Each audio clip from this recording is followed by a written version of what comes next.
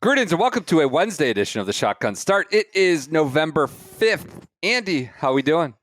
Brendan, I'm all right. I'm bummed out. What are you bummed about? I'm bummed for everything I knew that was supposed to be 54. All that was. No more.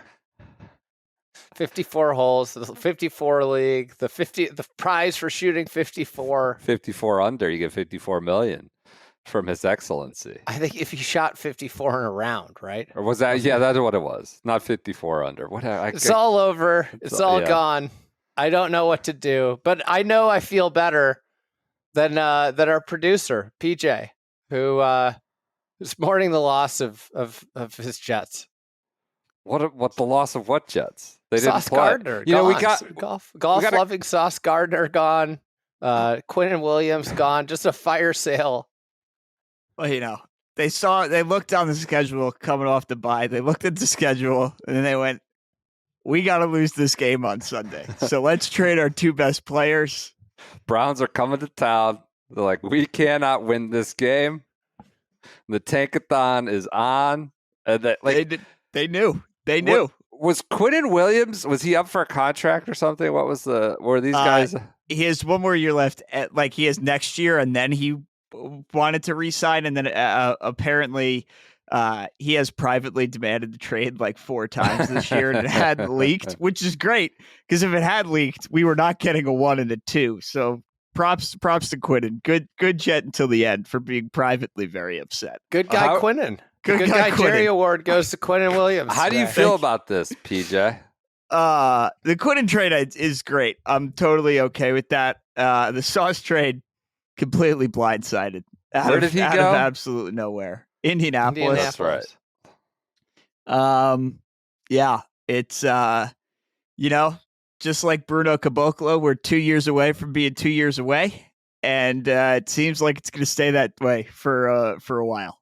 If you weren't with us for the last rebuild, don't be with us for the next rebuild, which is now happening in the middle of the last rebuild anyway. So I think that this is the most depressing state that you can be in fandom, is when your team has some nice young players and they give up. They just give up. I mean, the NFL too is, so there's been all this smoke about Myles Garrett. Browns need to get rid of Myles Garrett because he's like just the greatest defensive player by miles right now, and the team stinks. But the NFL is not like the NBA, where like if the guy is not on your team's timeline, you part ways. Like you can turn it around in a year, and by turn it around, yes, I mean become a 9-win team, become a 10-win team. Like the NFL is not the same as the NBA. And what feels like the Jets are doing are just selling like good players in a sport where you kind of should keep them. I don't know. I don't think you're not running the God. Who's Sauce Gardner's in his 3rd year. Who's the Sixers GM? That's now blanking on the nerd. The process. Maury. No, before him. The process. Hinkie. Like that doesn't. There aren't timelines like that in the NFL where you need 3-4 years of picks. Well, the thing that everybody's been peddling on Twitter for the last 3 hours is we have 3 first-round picks in 2027, so we'll just take Julian Sayin and Jeremiah Smith because that makes sense, right? We're putting all of our faith in college sophomores. Well, you'll be back to the Fields Garrett Wilson Ohio State connection just 5 years later. May as well, right? What I think is crazy is that, and I think this is across sports, is like people value these draft picks so high. And I think we do it to tie in golf here, to not frustrate everybody. Yeah. we do this with young prospects in golf too. But we have this mythical status of draft picks in sports, when the reality is that you pray that one of those first round picks is nearly as good as Sauce Gardner, like in the ballpark as Sauce Gardner, who's arguably one of the 3 best quarterbacks in the NFL, a premium position. the first thing I tweeted is 2 first-round picks. Very cool. Maybe, if we're lucky, one of them will be as good as Sauce Gardner one day. If we're incredibly lucky. That's like the thing. And people get so enamored with these first-round picks. And so often it's like, well, we just gave away one of the 25 best players in the NFL. We're going to take and a it's really cornerback. hard to get one of those. We're going to take a cornerback with one of those picks. And he's not going to be as good as Sauce Gardner is. And that's how this is going to end. The Luka trade's the all-time just like falling ass backwards, but there's not a lottery for that somehow working out. That's still not a good trade. And there's not a lottery in NFL. The Colts aren't going to be in the lottery to get that pick. It's just not. No. Nope. Interesting. We're just here now. I wasn't going to bring it up. Andy caught me. We were recording Egg Pod before this, like an hour after Sauce got traded, and as Quinnen got traded, Andy caught me like full peak crash out. So I'm coming down. I'm on the other side of it now. You crashed out? The Sauce thing literally came out of nowhere. Quinnen, there's been smoke for years. The Sauce thing completely blindsided. Who's the GM now? Darren Muji. Guy from the Broncos. Not for Joe whatever Douglas. that's worth. Okay. Is Darren Muji making these picks 2 years from now? Couldn't tell you. I've got great news for you. Michael Brennan is playing golf this week. Which, our lives forever changed 2 weeks ago. My life changed an hour ago when the Jets decided to trade all their good players, but our lives changed 2 weeks ago. So at least we're living in the post-Michael Brennan era. He's playing golf in Mexico at a golf course you could just bash driver around with no repercussions. So you were mad we didn't have Brennan in the draft for appearance fees on Monday. Once we when we hung up, he just like, God damn, we forgot Michael Brennan. That's how far he's skyrocketed on your personal power rankings. Well, DJ. He's a needle. It is pre and post Michael Brennan. All right. We'll get the schedule for the week here. Why don't we just do that? You just mentioned it. We're going to talk about LIV going to 72 holes, reinventing golf, taking things forward to 72 holes. But schedule for the week. Let's dispose of this quickly. The worldwide technology, not the nationwide, continent-wide. We're talking worldwide technology championship at El Cardinal, Diamante, Cabo San Lucas. If Brennan wins, does it get renamed to the Michael Brennan Championship? Classic. Sure, we could do that if that's what you want to push. The purse is $6 million. Defending champion. Could you name him? Defending champion of the Worldwide Technology Championship this time last year. Quality player. Nico? No, close. Quality type player. Austin Eckroat. You got it. Notables. Which one did Nico win? He won the Bay Current, a.k.a. Zozo. But that wasn't in Japan last year, was it? No, it was. It was the Zozo. Okay. Yes, but then became the Bay Current. Notables. Look at this. Number one in notables. Michael Brennan. Just there you go. New stratosphere. He's 42 in the world. It's amazing. He's hot. I'm so ready for the Michael Brennan era. Honestly, I'm in on Brennan. I am too, but what do you mean you're so ready for the Michael Brennan era? That seems a little excitable. This is the period of time when golf Twitter and golf people throw just the most preposterous expectations and like the most unrealistic thoughts on what somebody's going to be in a moment of time. We saw this with Rose Zhang. We saw this with Luke Clanton. And this is like Luke Clanton's great, and he might have like a killer year next year.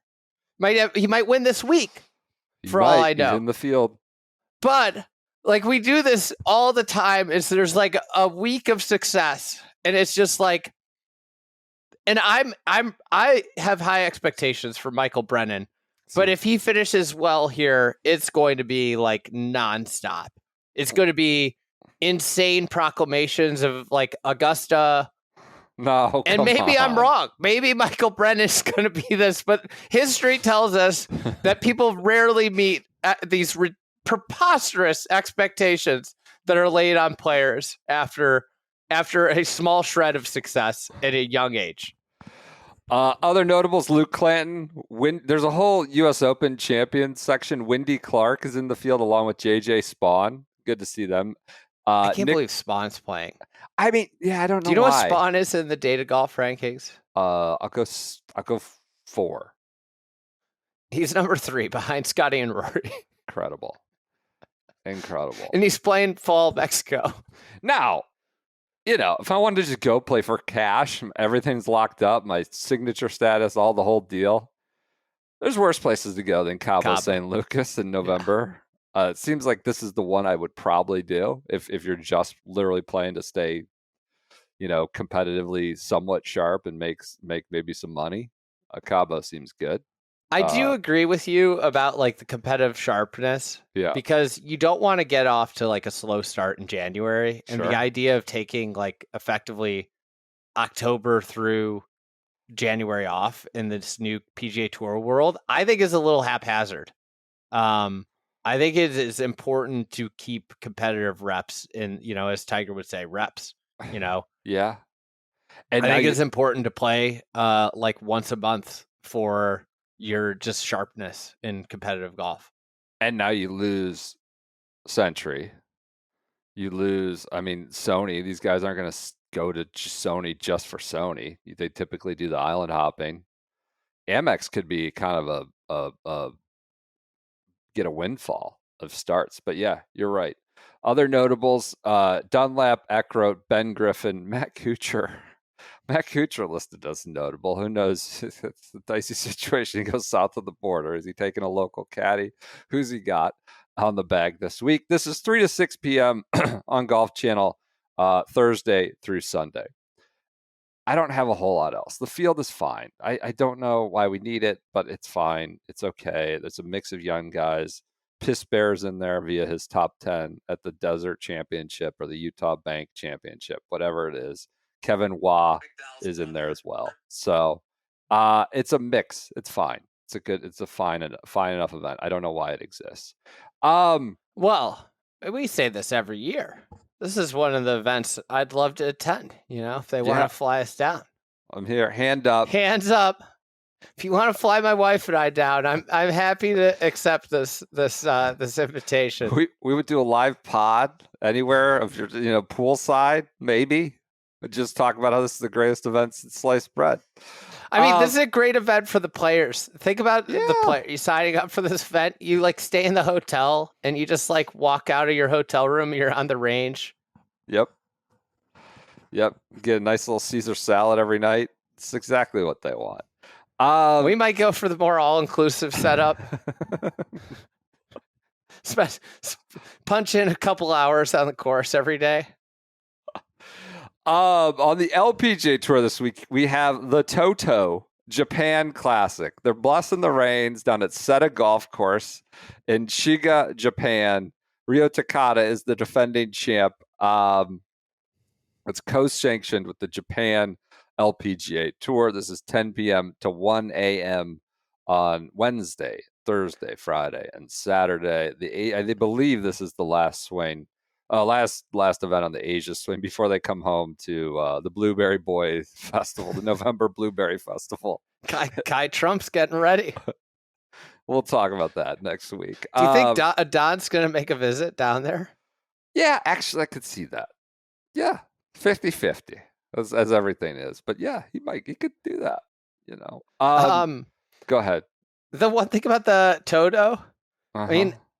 LPGA Japan, that tour is like pumping out great players. Yep. So there's probably a lot of players you've never heard of in that event that are extraordinarily good and will become household names on the women's circuit. I think 6 or 7 Japanese winners on the LPGA this year of their 27 or something like that. It was them and Korea with the most winners.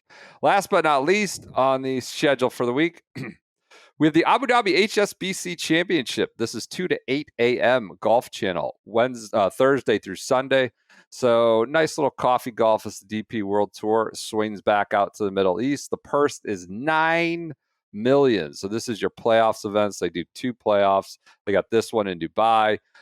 Notables: Ludwig, Tommy, Tyrrell, Shane, Bobby Mack, Rory, Alex Noren, Marco Penji, I believe is how it's pronounced. Patrick Reed are your notables. This is a loaded field. You're just trying to rile the people up. God. Penji? I mean, get the hell out of here. Don't scold me. Like, just I don't think we've ever gotten more feedback than we did about the disrespect for our pronunciation of Marco Penji's name. He's from Tuscany, Marco Penji. This is at the Yas Links. Yas Links in Abu Dhabi. I like the Yas Links. This is the event of the week. There we go. Hell yeah. I mean, it's slim pickings, but this is the one that's a par 5 finisher that Tyrrell Hatton said is a disgrace. Yes, Kyle Phillips design. Yes. Yep. Apparently, it's just like it's so windy out there. Yeah, it blows. And the course is like plays firm and fast. Like this is legitimately like one of the few courses in the desert that I would like to see in the the Dubai area. Yeah, it's a cool Middle little East. deal. I mean, it's manufactured in this city that now has a F1 thing and the super mall and all this other nonsense, but it's a cool setup as far as Middle East golf goes. Would you rather see Yas Links or the new Faldo design in this opening in Saudi Arabia? I mean, for my own amusement and content's sake, probably Faldo in Saudi. How many visits do you think Faldo made to Saudi? Was he in the dozer? Out there, you think? Who knows? Who could say? I told the story, right? The Faldo story here. Yeah, but you could tell it again. Come on, it's November 4th. So, years ago, he opened a golf course in England, and on the most golf architects they build a golf course. They visit. Let's just even say they aren't there all the time. They visit once a month to a golf course. So on the way to opening day at said golf course, Nick Faldo got lost. He couldn't find his way to the course, and he stopped in at an elementary school to ask for directions to the golf course. Where are we going? That's He pretty had to good. go hit the first tee shot and do the ribbon cutting ceremony. Incredible. The defending champ at the Yas Links, Paul Waring. Now, I remember that from Big last Paul got his way onto the tour on PGA Tour, I believe, via this win. year. Didn't stick. Who Do you know could've what he seen that did coming? this year on the PGA Tour? What? What did he do on the PGA Tour? Give me. Actually, let's. I don't know if he finished in the top 25 in one event. No, I remember him being semi-relevant once. I think you're mistaken, PJ. No? Yeah. I thought we talked about him one time. I don't think we did. We talked about last year when he won. That doesn't mean he was relevant. We talk about many I thought it irrelevant was things. like the ISCO or something that he was like moderately around. No. What's Wow. Let's give me a guess at his season earnings on the PGA Tour. Paul Waring, defending champ.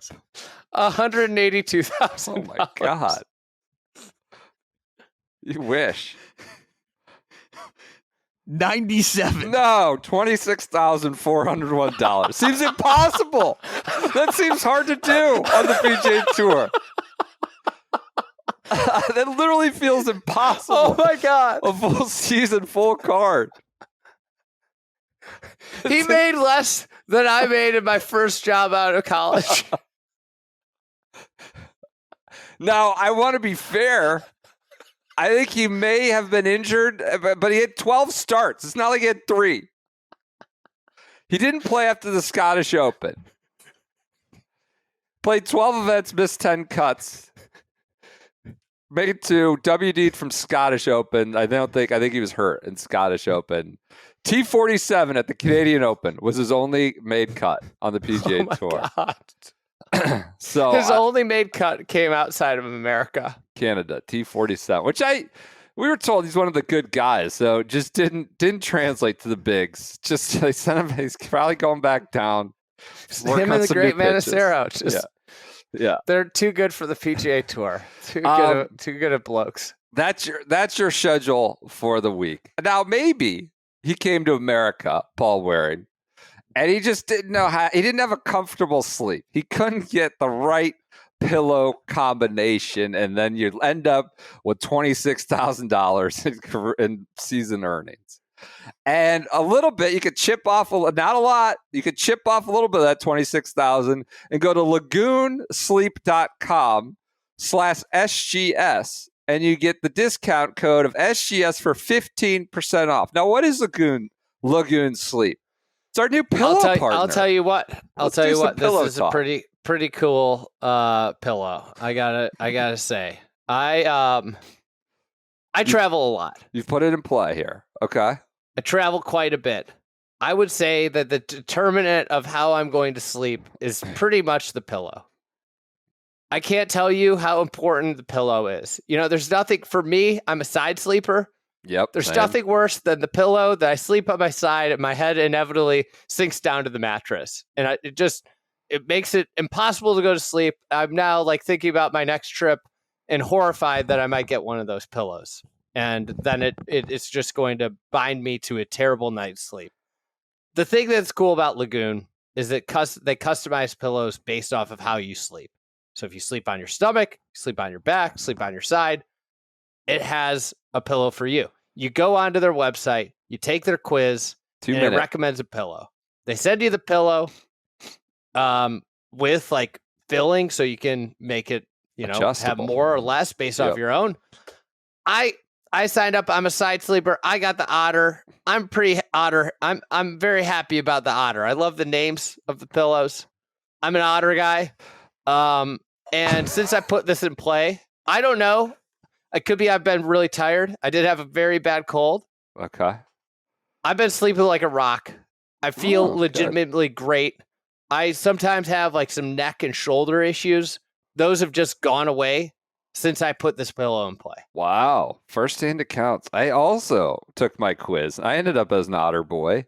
We're all, I think our whole pod, I think PJ's an Otter boy too. We're all Otters swimming around, popping our heads out. Say Three hello. side sleepers. Love that. Otter, the fox, the whale. It's not very interesting. I wouldn't want the whale. No, it just connotes. That's the Sung Jae pillow. The chinchilla and the puffin. So 2-minute quiz, go to lagoonsleep.com/SGS.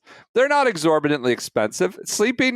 I've been in the green on my recovery deal since I put these in play. Wow. Big time. A lot more green. Just crashing faster, too. I don't even have to put the AirPods in to doze off to a podcast with my Lagoon. Lagoonsleep.com/SGS. Promo code is SGS. You get 15% off. We're going to have to get one to Paul Waring for his many travels. You know who needs this? Who's that? The Mattress King. Louis stays in. That's a good point. Who used to travel with his mattress. I've been thinking they give you a little case for it. Yeah. At first I was like, what the F is this for? Yeah. Pillow, I think it's so you could travel with it. I actually am thinking about starting to travel with it. I think the pillow is so important, so determinant to how I sleep. I completely agree. I just would feel like a child though carrying a pillow through the airport. Is my one issue. We'll roll it up and put it in your away. Smush it into the roller. I can't sacrifice that much space. I don't disagree. But I've been awful sleeping away from home lately. It's terrible. Doesn't even matter. All right, let's get it. Let's move on to some guys who are going to need some more good sleep next year because they're going 4 days, 72 holes events. LIV has switched the whole 54 branding. Remember that wire scene, the wire, we stood on that lie, you stand on that lie. Well, they're no longer standing on 54 being the future of golf, the revolution of golf. This is acquiescing, I would say, to sort of satiate the OWGR board or attempt to do so. They've got this qualifying event in Florida. They might be adding more promotions from the Asian tour. So LIV is going to 72 holes. I legitimately don't think this is that big a deal. I think people are getting off their laughs because because literally they have branded and taken this market position of like, we are the 54 hole boys, and they lasted 3 years or whatever it was. And this was sort of a non-starter at the beginning, and they came around. I think it shows signs of they plan to be around. They want to be around. They're working to be around. They've asked for trademarks for 3 new teams or rebrands of current existing teams. I'm not going to buy all the bullshit about this is progress. This is from Scott O'Neill, LIV Golf CEO. The most successful leagues around the world, IPL, EPL, NBA, MLB, NFL, continue to innovate and evolve their product. And as an emerging league, we are no different. So by 72 innovating, holes is now innovation. let's just be clear. By innovating, they are doing what the long-standing league does with 72 holes and adding a way to qualify in for the league like the long-standing leagues in the sport do. So they've innovated into doing what other people do. LIV Golf will always have an eye towards progress that acts in the best interest of LIV Golf and in the best interest of the sport. I would say those two things have been in conflict really since the existence of LIV Golf. They just have. I'm sorry. There's no innovation about this. I think people are having their jokes. I honestly, maybe I'm just going soft here. I didn't think Graham meant like eke out a living. I think this is fine. I don't think it's the biggest deal. Of course, we're going to laugh at them. I think it shows that they're trying to become more serious, or at least stick around, get world ranking points, and continue to be a competitive league to the PGA Tour. Or maybe they're just trying to push a deal through. I think the players, by and large, are into it. Most of them, Rahm, Bryson, Neiman, they gave canned quotes, pre-arranged quotes to support it. It seems like the burners are not happy. The boys who've taken all the arrows and ridden for the 54. And they're the corner boys. The corner boys who've been use your wire. They've been the ones out there clapping about, shooting bullets across the blocks, and then they found the kingpin was selling them out to the FBI. Or was it just a Whitey Bulger all along? To mix all our organized crime metaphors here. That's kind of what's happening. Corner boys are upset. Yeah. So does this materially change anything you think about LIV, their future? I feel like we are farther away from a deal. We're so close at the White House, and all this smoke signals. This is happening soon, that we will all be reunited. We seem so like LIV is just going, and they're going to stick around. It's just fine, but I don't know who's going to watch or how many people will watch, at least. They got money. They got deep pockets, and I think one of the things that I think this is really good for Jon Rahm. He's going to win a lot more tournaments. I wish I could have gotten an over bet before this was announced, what his over-under on wins next year was. And I think it's really good for Rahm. I will just say that I would not rule out, you'd never rule out a competitor with deep pockets, ever. And in a way, LIV doing this is going to make them more attractive to more players, because they see pathway to majors. They see, and I would just hesitate to anybody dancing on the grave saying they're dead. I don't think anybody is necessarily, but these changes are going to make them more attractive to players. And I would just suggest that this war is not over.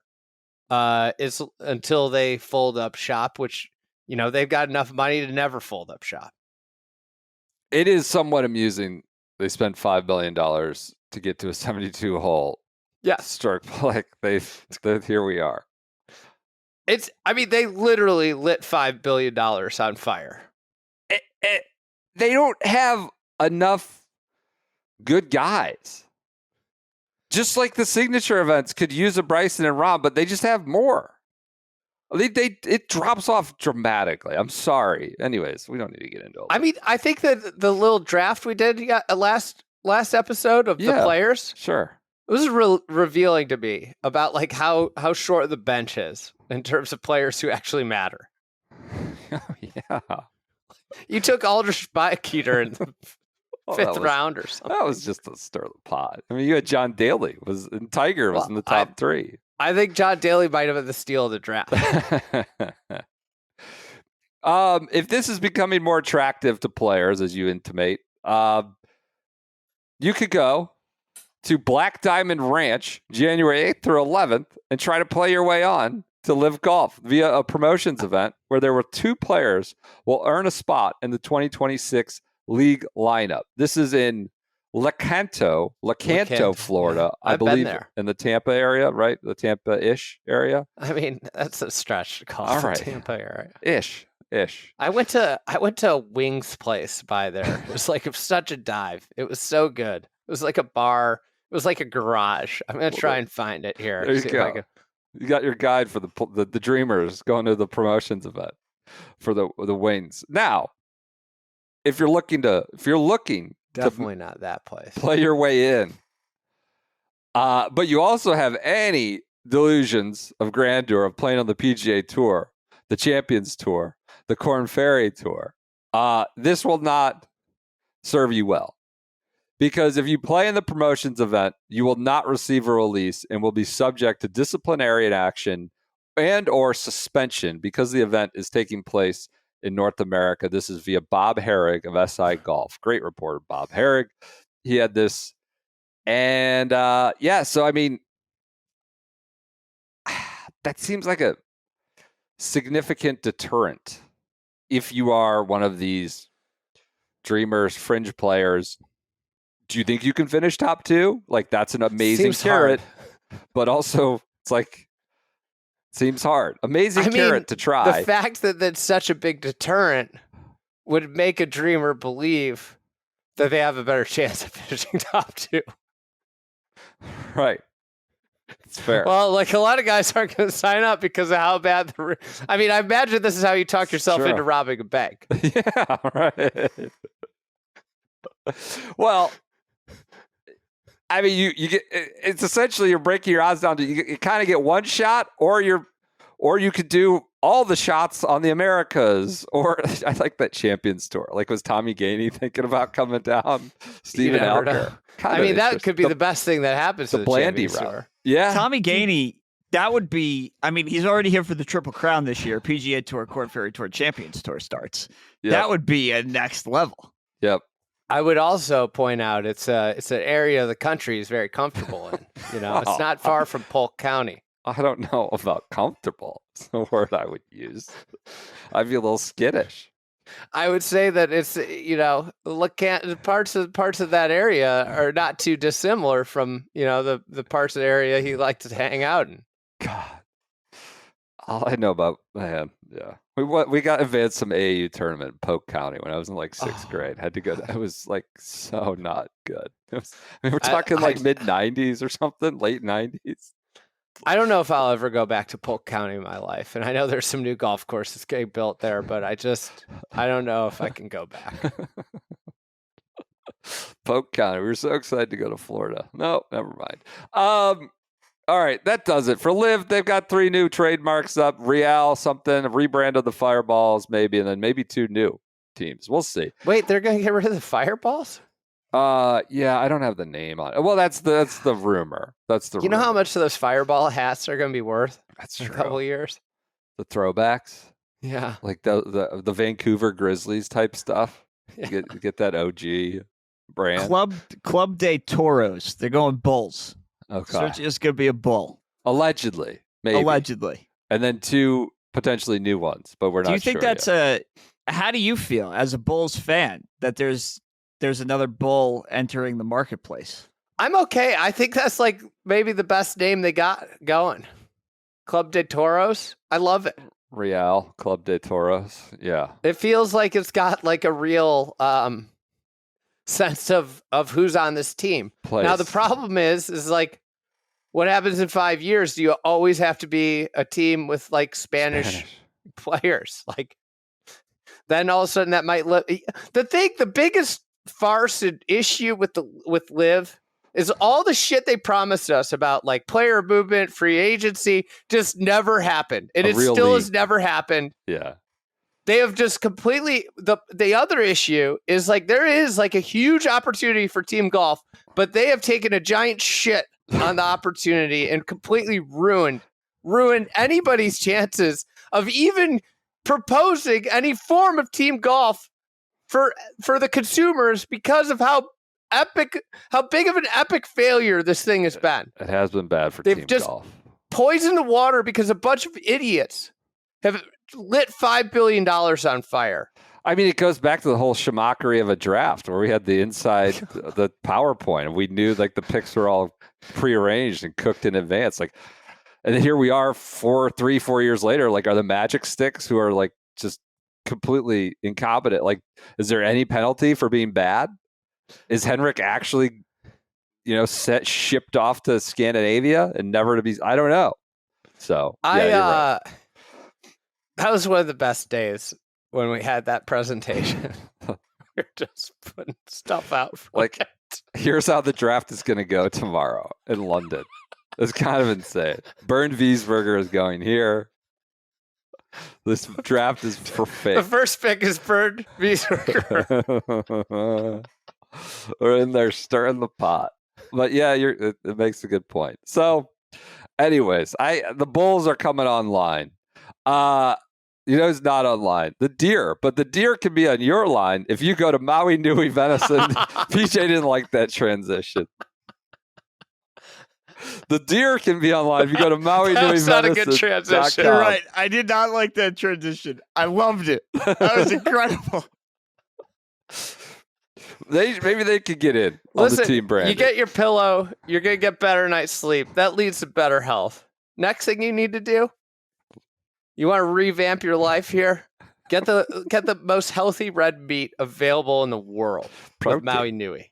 The protein, 100% wild harvested meat that's completely stress-free. That sounds good to me. Stress-free and responsibly sourced. Perfect for anyone looking to elevate their meals with delicious, high-quality protein. That high-performing friend, he's already sending me. I sent him one, gave him a few things. I gave him some recipes, some stuff I've tried. He had bacon-wrapped medallions. Medallions. Bacon wrapped medallions. Gave them to his wife, kids, everybody, the whole crew. Picky eaters got in on it. 100% wild access deer from the island of Maui, living freely in a stress-free environment, as organic as it gets. No feedlots, no antibiotics, no hormones. USDA inspected.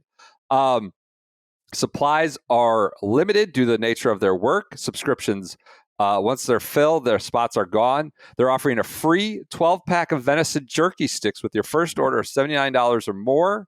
You can go to Maui Nui, that's MAUI, like the island, Nui, NUI, venison.com/SGS. Maui Nui, venison.com/SGS. You get free 12-pack of venison jerky sticks. That's an awesome, awesome, easy snack with your first order of $79 or more. Go to MauiNui.com/venison.com/SGS.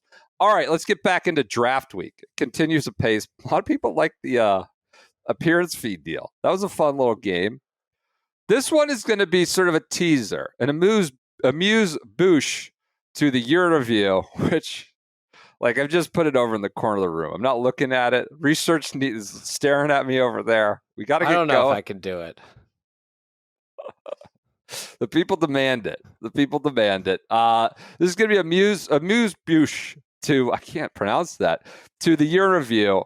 We're drafting draft week number 2, drafting events from the PGA Tour schedule based on our personal, and there are 3 persons here, not 31,000, our personal opinion and subjective taste. So PJ might have a partiality. What's my personal opinion on it? There is no personal opinion. I'm the president of the PGA of America, right? I've got 31,000 members that are listening to my every word, and I'm proud to represent them. That's my personal opinion. I don't have a brain. I'm just here as a representative, a vessel.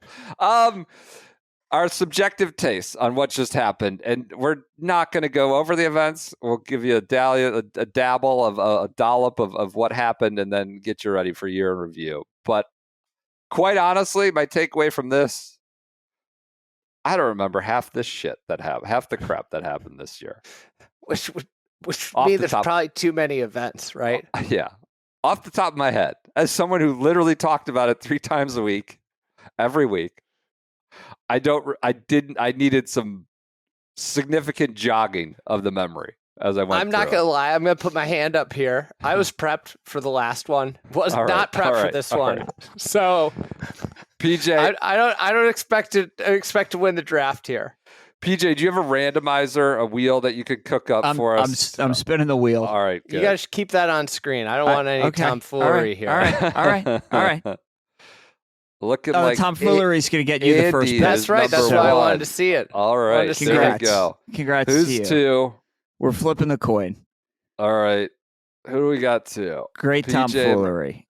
Oh, it's going to be right on the edge. Oh, it's going to be really PJ. close. All right, I'm 3rd. Okay. All right. There So we go. the There inverse we of go. last time. All right. First pick. I'm going.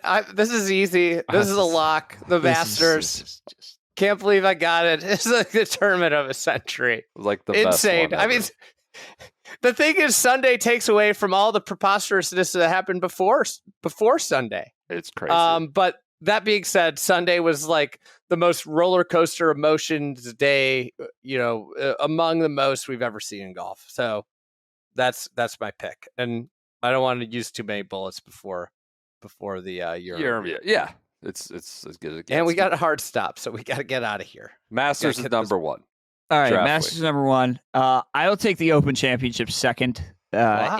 if only because I think that looking back, however many years from now, I think there's a real chance that was peak Scotty, especially that Friday, Saturday. You had the Rory kind of subplot coming on Sunday a little bit, but Scotty was just so good that whole week that I'm pretty confident with that as number 2 for me. All right. Said nothing matters, then went out and won it by multiple shots. Number 3 for me, I'll go PGA Championship. Damn it. May be provocative for people because the U.S. Open, but you had Rahm, Bryson, and Scotty in it in significant ways, either on the lead or near the lead on Sunday.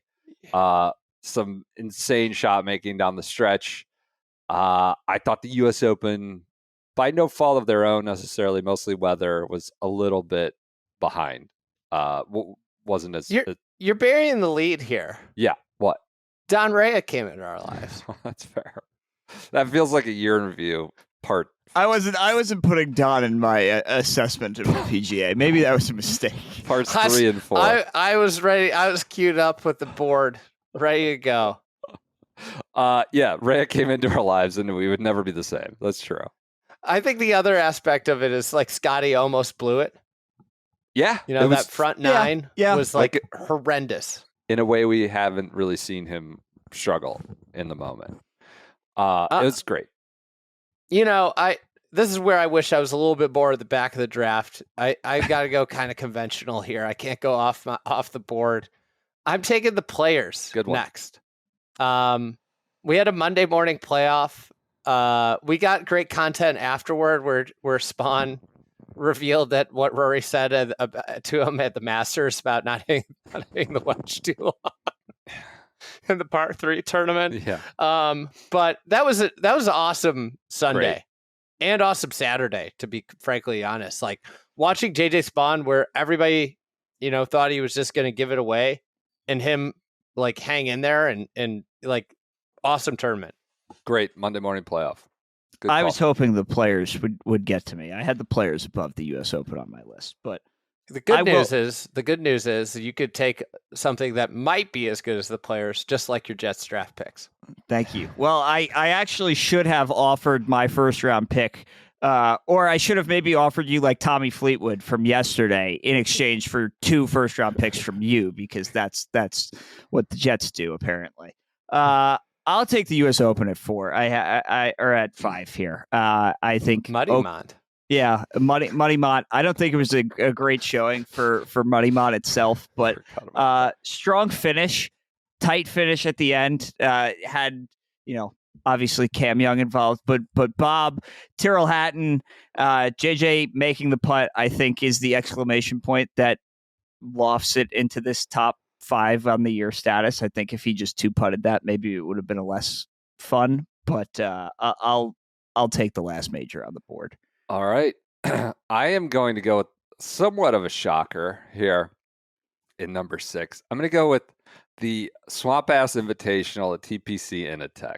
I think this is the last time in our lives we will have Tommy Fleetwood in a last group.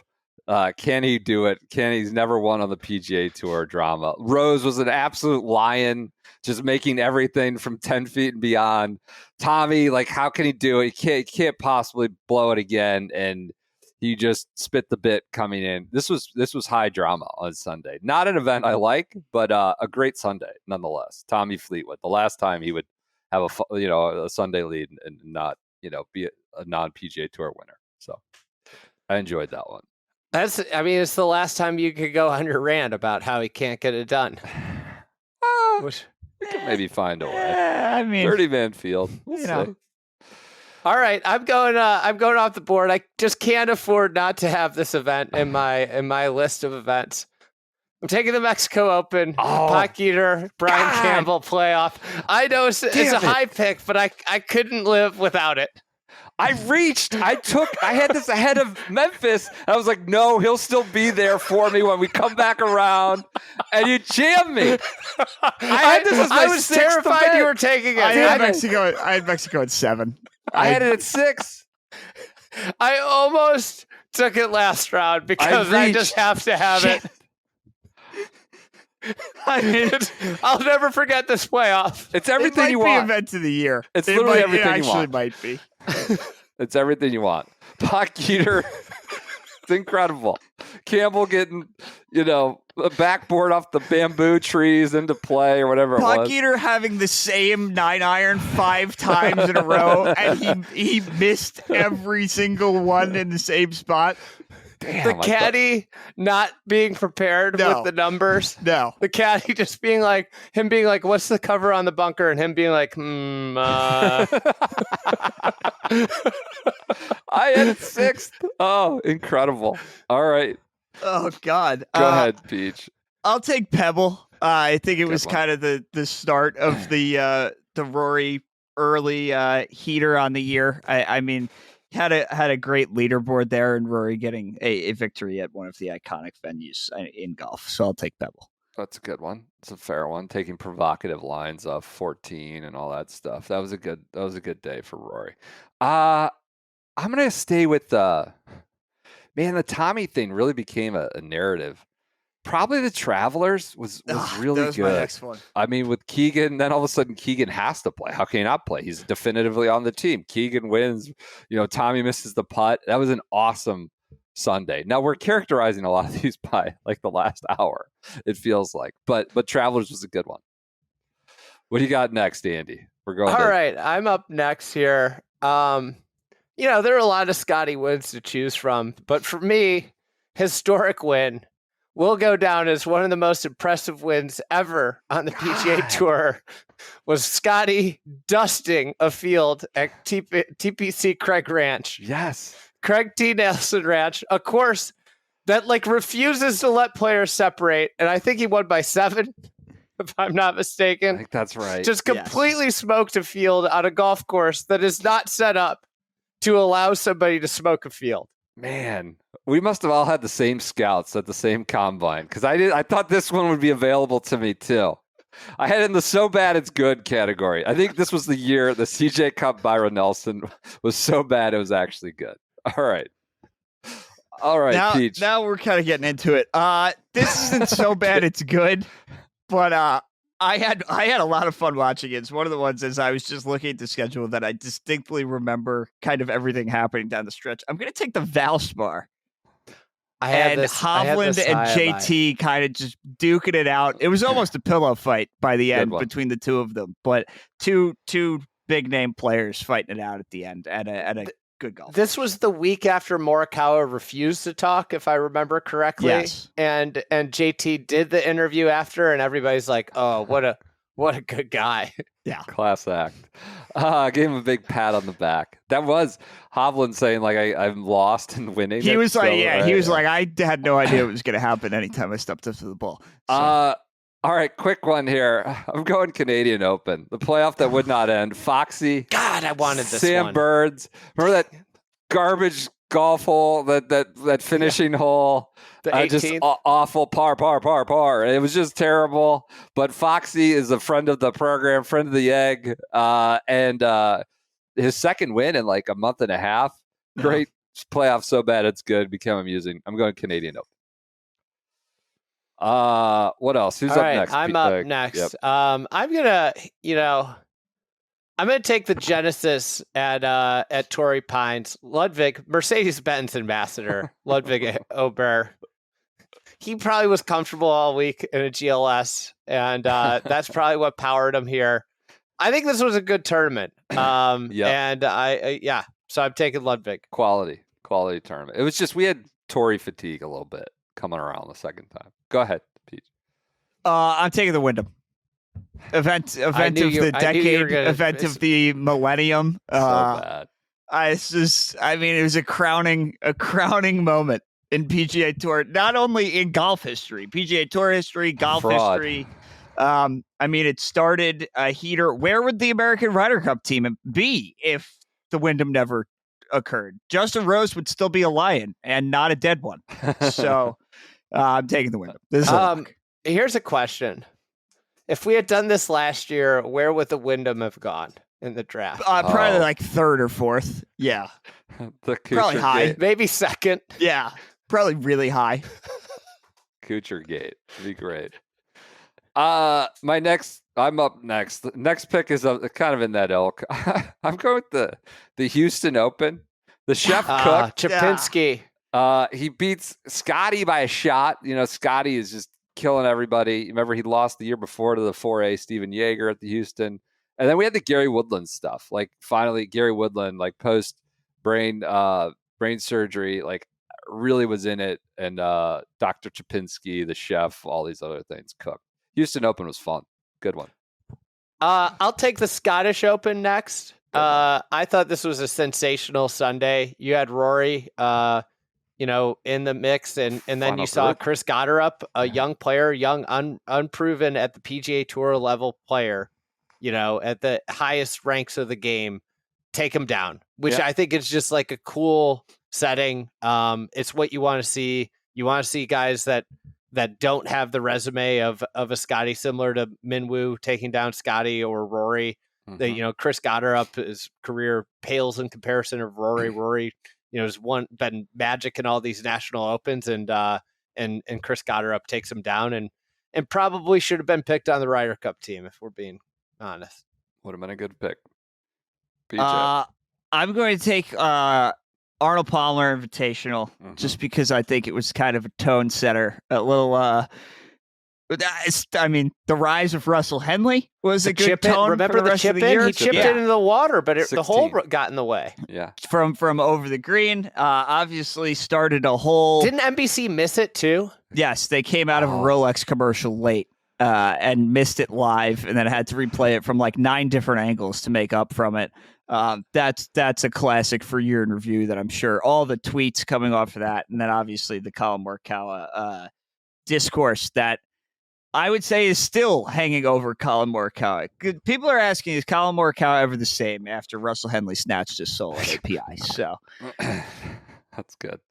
I'll go Tour Championship next. I'm just loaded just up. Collecting Tommy. I know, Tommy's not on storylines. purpose. I got Mexico taken from me and Craig Ranch taken from me.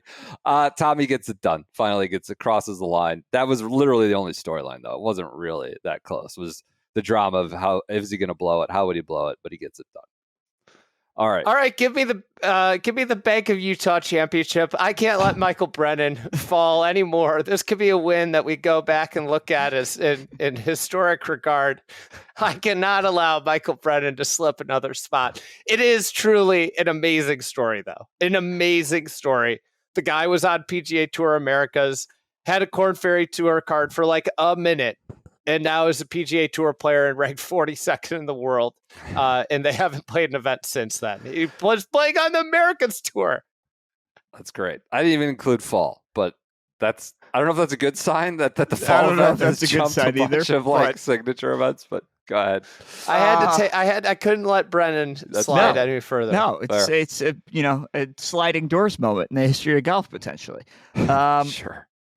I'll go Hilton Head. I'll go Heritage. That was a playoff. Another JT Andrew Novak. It almost turned into a pillow fight a little bit there, but I like that golf course, and JT winning is always good. So signature event. Okay. Next, I will go BMW Championship. I think that means I got have all the three playoff playoff events. You took all the playoff events. Not good. I really wanted some more variety. I had my board menu sketched out. I'm getting jammed here. I'm like scrambling. I'm like the New Jersey Nets taking like 5 guards or whatever they took. We're using all 5 picks. Honestly, purely based on the chip in at 17. Yep. Like I think that was sort of signified Scotty in full, like the everything he has, the development that Andy's talked about, where he like built his game from chipping. Then he also led I think the week in driving distance that week, but it was the chip in. It's basically on that one shot is why I'm putting this here. So the BMW Championship. We get a wild card, right? You do have one wild card, non-PGA Tour event or Okay. co-sanctioned, whatever it could be. Go ahead. I'm going if to you use want my wild card. All right. Oh boy. All right, gentlemen. Welcome to come Congressional on. Country Club. Today, that persistent championship testing rain is settling in. It's one of those days. That rain. It has a way of testing more than just your swing, doesn't it? This is Now, I could have taken the Walker Cup with my wild card, a week I'll never forget. But I think at any point in my life, I can dial up that soundbite and just start uncontrollably laughing. So I'm taking the senior PGA at Congressional. Who won that, PJ? I know Angel was in the mix. Did he win Angel it? won. Okay. Yeah, all right. Angel all right. won. All right. Thank you. Patrick Harrington collapsed. That's right. Okay. I don't know how to recover from that, honestly. Seminal moment in podcast history. I'll take the Rocket Mortgage. Potgeeter finally getting across the line. That was a Seminal great, redeeming moment. that was a himself. great back nine. Feels strong. Seminal moment, but sure. He was You're playing the guy who Grazer. took Potgeeter in the 6th round. He was playing Grazer, That's Grazerman. Chris Kirk. Duking it Chris out. Kirk. Yep. Yep. What's another one I could take here? Zurich. 2 internet favorites, online guys who might be too online. BG and Andrew Novak win in Zurich. Nobody watched, but they win. What do you got next, Andy? Well, getting I'm big. gonna take a world class player, just demolishing an elite field. Just a proper player. Just dominating, utter domination.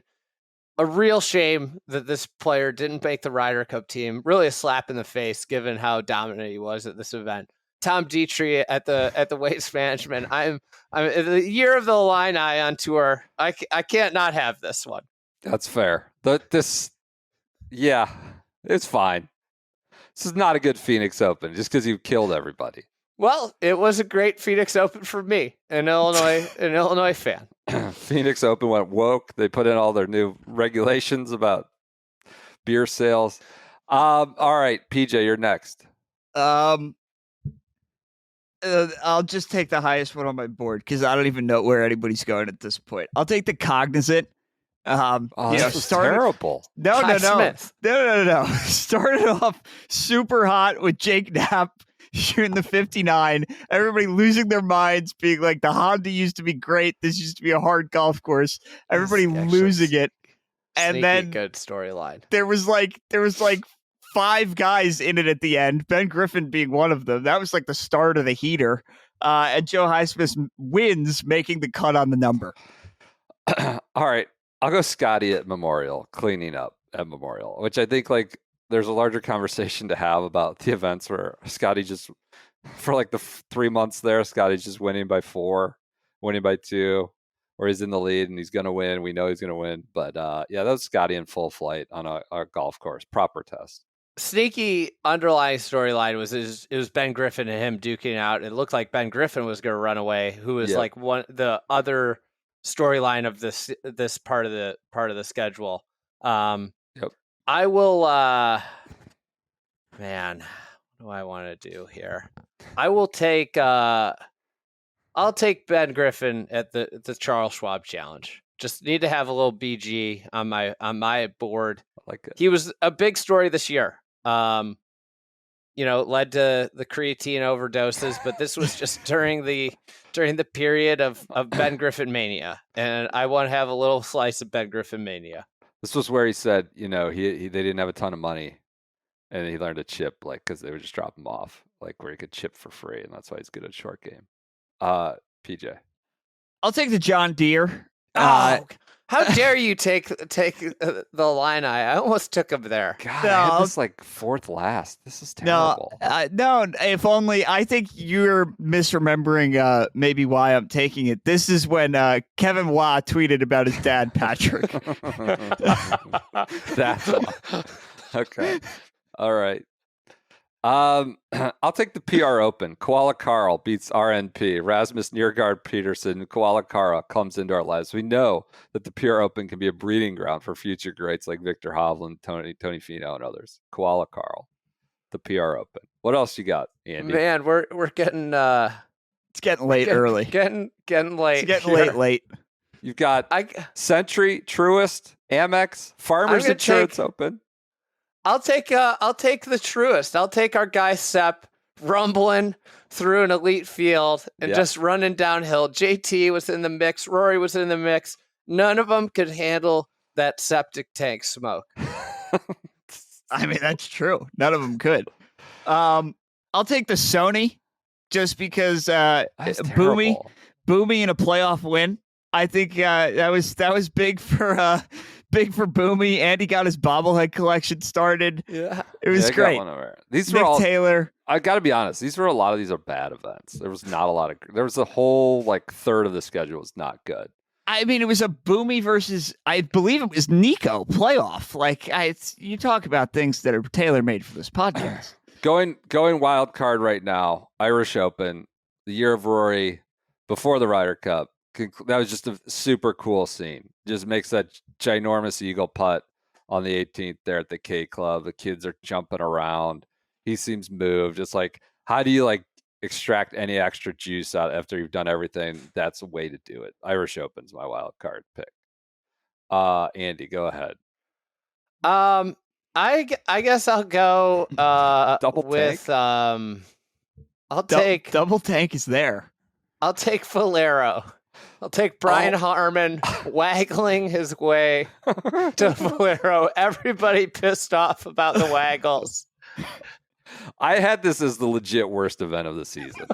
Very last. We're all at the Masters. We want to move on. Nobody, he crushed everybody. Valero. Okay. PJ, go ahead. I might take tank here. I think you just rumbling around Amex, getting a runaway victory, complete runaway train. Okay, I will go with Farmers Insurance Open. It was it was cold, it was windy. Harris English was legit the best player, proper golfer, wanted a proper test that week. And the comeback, because he had the hip surgery. Yeah. It was would this guy ever get back to what he is? Yep. Yep.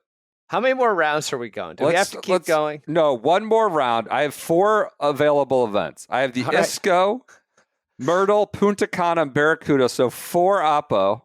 And then the only non-Oppo event is the Kitty Cat. I'm taking it. Give me the project. Give me the Kitty Cat. Anytime Kitty Cat wins, I want it. Just bashing the ball around. Worst looking good golfer in the world is Kurt Kitayama. The way he gets it done is truly offensive to watch, but he somehow gets it done. I couldn't tell you a thing about the 3M Open other than the kitty cat is listed as the winner, but we'll get to your interview eventually. This I remember this was the week that the PGA Tour leaked that the next unique winner would be Mr. 1000. Maybe it was like the week before. Yeah. And I was vehemently rooting for like Jake Knapp or Kitty Cat because Cam decided not to play at the last minute. So I needed somebody who had won already to win. Thank God, Kitty Cat. Piss Bear was in the mix too. Always fun. PJ, do you have your wild card too? No, I'm going to take it right now. Yeah. I'm going to take the Regions tradition.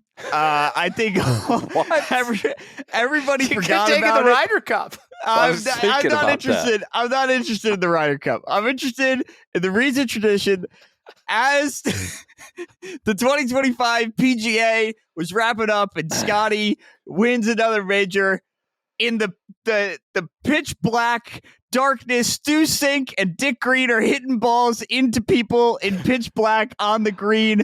A golf cart drives over somebody's ball. It was unmitigated chaos that they had to go finish in the daylight the next day. This is the 18th green with the whole grandstand around it. So people are just getting domed in the dark. Yep. I'm taking the Regions. Okay. All right. So that leaves me with 4 opposite field events. I'm going to go. We could do Toasty challenging Garrick Higo. R.I.P. Toasty. Haven't heard from him in a while. I'm going to go with the Myrtle Beach Classic. Toasty was in the Houston mix too. He was walking, allegedly slow walking. Yeah. I'm going to go with the Myrtle Beach Classic, which is low key good. I've got double Foxy now. Fox chips in, holes out in the playoff with Harry Higgs, who's a favorite of the internet. And Mackenzie Hughes. I think it was better than Hilton Head. So in terms of South Carolina events, the Myrtle Beach Classic was better than Hilton Head. Fox chips in. That's my last pick, the Myrtle Beach Classic. All right, that's episode 2 of Draft Week. We'll come up with another gimmick for episode 3 of Draft Week for Friday. Thank you all for tuning in to this Wednesday episode of the Shotgun Start. Talk to you then. All right, gentlemen, welcome to Congressional Country Club. Today, that persistent championship testing rain is settling in. It's one of those days. That rain. It has a way of testing more than just your swing, doesn't it? This isn't just about skill anymore. It's a profound test of will, that rain. It washes away the unimportant, leaving just the essence of the fight. Experience, that's their shield. Focus, their guide. And the sound of that rain on the umbrella, their concentration. Each drop, a little nudge, stay present, shot by shot. Even the dampness in the air has a way of sharpening the senses, doesn't it? You don't fight the rain, you play through it. This isn't a round to be endured, it's a round to embrace. Victory in these conditions, it's not just won, it's weathered, it's earned. Championships aren't won on Thursday, but they can be lost.